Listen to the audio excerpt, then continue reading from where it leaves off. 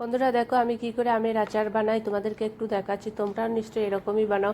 আগেও আমি বানিয়েছিলাম আর ওই আচারটা প্রায় শেষ হয়ে গেল রুটি পরোটা খেতে। আর ওই যে ভাত বেড়ে গেলে ফ্রাই, ওই রকম ভাত ফ্রাই করতে করতে আমার সমস্তটা শেষ হয়ে গেছে, আর একটু বেঁচে আছে, তাই ভালো আর একটু করি। তো কাল বলেছিলাম যে একটু বাজার থেকে আম নিয়ে এসো, তো পেয়ে গেছে বলে নিয়ে এসেছি। আর দেখো আমি এবারে মশলাটা আমি ঘরে বানাইনি, এর আগের বার আমি ঘরে বানিয়েছিলাম, এবারে আমি দোকান থেকেই মশলা দোকানে পিষিয়ে নিয়ে এসেছিলাম। আর দোকানদারও বললো আমি পিষে দিচ্ছি, এটা খুব ভালো হবে। তো আমি বললাম ঠিক আছে, তাহলে আমার খাটনিটা একটু কম হবে, সেই জন্য আমি পিষিয়ে নিয়ে এসেছিলাম। আর একদিকে দেখো তেলটাকে গরম করে, সর্ষের তেলটাকে গরম করে ঠান্ডা করে রেখেছিলাম। এর মধ্যে দিয়েছি আমি কালো জিরে দিয়ে দিয়েছি, আর দিয়েছি বিট নুন আর হলুদ, লঙ্কা গুঁড়ো, যারা যেমন ঝাল খাও দেবে, আর এমনি এমনি লবণ দিয়েছি, দিয়ে খুব ভালো করে মেখে নিয়েছি। আর তোমরা তো জানোই আমের আচারে কি কি মশলা হয়, দু রকম সর্ষে দিয়েছি, সৌফ দিয়েছি, মেথি, অল্প জিরে ধনিয়া সব কিছু মিশিয়ে পেস্ট করে দিয়েছি, আর গোলমরিচ গুঁড়ো দিয়েছি, সমস্ত কিছু দিয়ে বিট নুন দিয়ে সমস্ত কিছু করে ভালো করে দেখো একটু তেলটা দিয়ে মেখে নিলাম। আর দেখো এই বয়ানটা দেখো, আর ওইটুকু বেঁচে আছে, আমি চেঞ্জ করে নিচ্ছি, দিয়ে এবার ওই বয়ানটাতেই আবার ভরবো। আর একটা বয়ান আছে সেটার মধ্যে মানে কাঁচের জারে ভরবো। দিয়ে দেখো এবার ভরে দিলাম সমস্ত কিছু দিয়ে, তেল, তারপরে আরও একটু তেল দিলাম।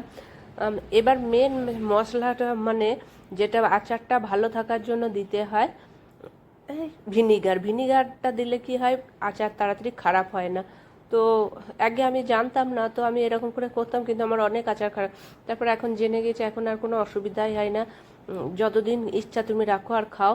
আর এর মধ্যে আমি জানো তো যে কাঁচা লঙ্কাও দিয়েছি, খুব ভাল লাগে কাঁচা লঙ্কা, আর লেবু কয়েকটা কেটে পিস করে দিয়ে দিয়েছি। এবার সমস্ত কিছু ভালো করে মিক্স করে আমি দেখো দিয়ে দিলাম, এবার জারের মধ্যে ভরে দিলাম।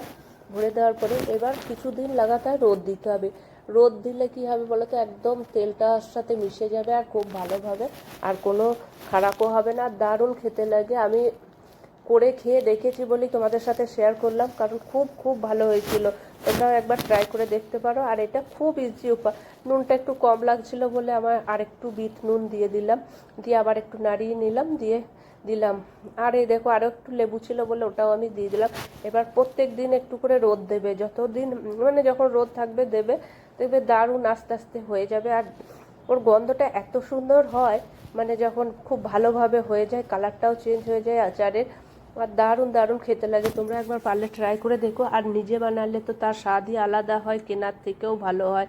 আমি তো কতবার বানালাম। আর মিষ্টি আচারটাও আমি অনেকবার বানিয়েছি টিফিনে দিয়ে আমার মেয়েকে, আর এইটা তো আমি এইসব করে খাই।